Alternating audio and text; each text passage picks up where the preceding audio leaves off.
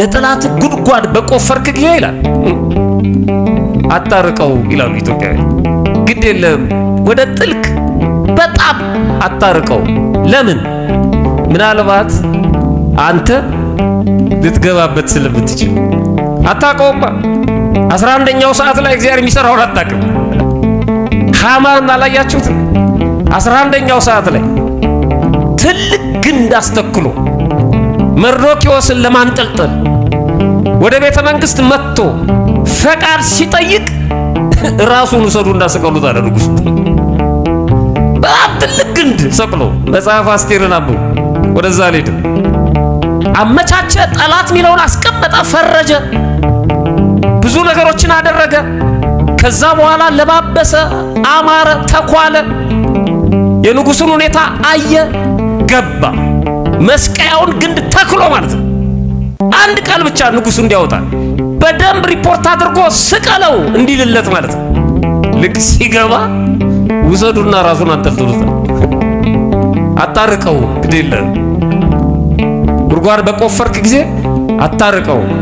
ቅዱስ ዳዊት ነው የሚለው መዝሙር 7 ቁጥር 15 ላይ አመፀኛውን ሰው ሲገልጸው ጉድጓድን ማሰ ቆፈረም፣ ባደረገውም ጉድጓድ ይወድቃል ይላል። ቶ ይማስ ይቆፍር፣ በራሱ ጉድጓድ ይወድቃል፣ ጉዳቱ በራሱ ይመለሳል፣ አመፃውም ባናቱ ላይ ትወርዳለች። ወደ መጽሐፈ ሳሙኤል ሄዳችሁ ይሄን ታሪክ አንብቡ። ሁለት ወዳጆች ነበሩት ቅዱስ ዳዊት። አንዱ አማካሪው፣ አንዱ ልጁ ነው። አማካሪውም ልጁም በሱ ላይ ተነስተውበት ነበር። የቅርብ አማካሪው የገዛ ልጁ ሁለቱ በቅዱስ ዳዊት ላይ ተነስተውበት ነበር። ከዙፋኑ ሊገለብጡት ማለት ነው። አማካሪው ልጁን ማማከር ጀመረ። የንጉሡ የቅርብ አማካሪ ማለት ነው። የተንኮል ምክር መምከር ጀመረ። ልጁ ደግሞ በአባቱ ላይ ተነሳበት ማለት ነው።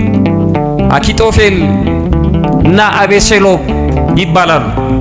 አቤሴሎም ልጁ ነው። አኪጦፌል ደግሞ አማካሪው ነው። እንደ ልጁ ያየው ነበር። የቅርብ አማካሪው ነው። ሁለቱም ዳዊት ላይ አምፀው መከሩ። ፍጻሜያቸው ግን አላማረም። አኪጦፌል በባዶ ቤት በር ዘግቶ ታንቆ ሞተ ይላል። ልጁ አቤሴሎም በጦርነት ጊዜ ከአባቱ ጋር ባደረገው ጦርነት ማለት በፈረስ እየሄደ አንድ ዛፍ ስር ጸጉሩ ረጅም ስለነበረ ጸጉሩ ተሰካና ተንጠለጠለ። ፈረሱ ትቶት ሄደ ይላል እና ወታደሮች መጥተው ደረቱን በሶስት ጦር ነድፈው እንደተንጠለጠለ ገደሉት ይላል። መጽሐፍ ቅዱስ ነው የሚነግረን። ይቆፍሩት፣ ይማሱ፣ ተዋቸው፣ በቆፈሩት ጉድጓድ ይወድቃሉ። አንተ ግን እዚህ ሕይወት ውስጥ እንዳትገባ።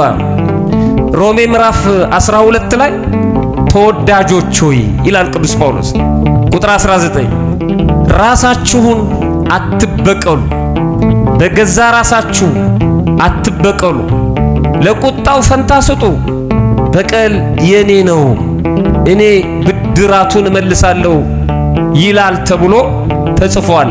ከዚህ ይልቅ ከበረታ ጠላት ግን ቢራብ አብላው፣ ቢጠማም አጠጣው። ይህንን በማድረግ በራሱ ላይ የእሳት ፍም ትከምራለህ። ክፉን በመልካም አሸንፍ እንጂ በክፉ አትሸነፍ።